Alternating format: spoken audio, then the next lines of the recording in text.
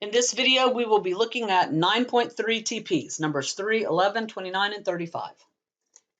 We are to use the integral test to determine convergence or divergence. So the first thing is, let's look at our function, and we have to determine what are the three things: positive, continuous, and decreasing. All right, e to any power, always positive.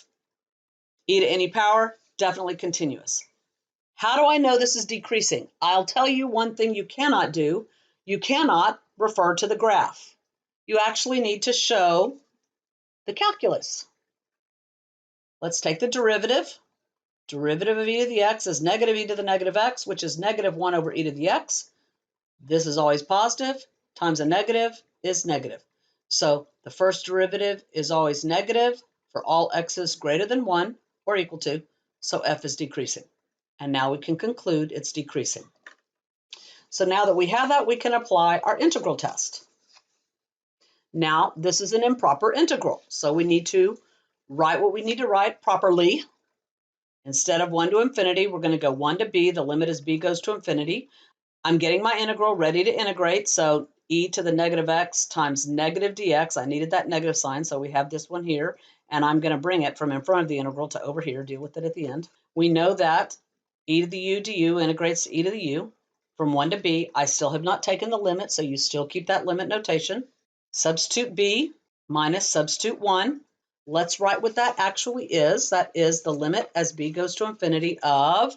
Now, I did something interesting here. See that negative that's out there? I sure would like to switch this order, and I did. So e to the negative 1 is 1 over e, and I brought it to the front because that negative lets me do that. And e to the negative b is 1 over e to the b. So I have 1 over e minus 1 over e to the b because of that negative sign, which allowed me to switch the order.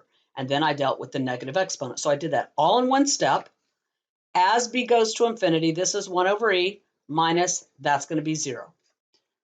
Since we are approaching a value 1 over e, we can say our series converges by the integral test. 11. All right, so first we have to look at our function. We know it's positive. My denominator is going to get larger and larger, so we know it's decreasing because I'm 1 over that. And we know this is continuous for values of x greater than negative 1, and x is going to be starting at 1. Again, I can prove that this is decreasing because of the fact that my derivative is always negative. So we're going to be decreasing for x's greater than or equal to 1.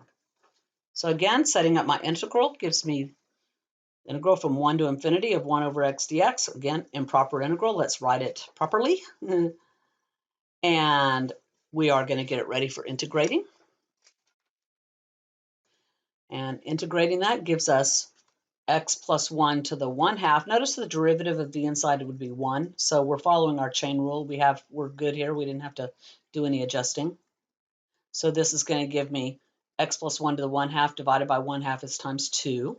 That 2 can come out in front, be dealt with later. So the limit is b goes to infinity of the square root of x plus 1 from 1 to b.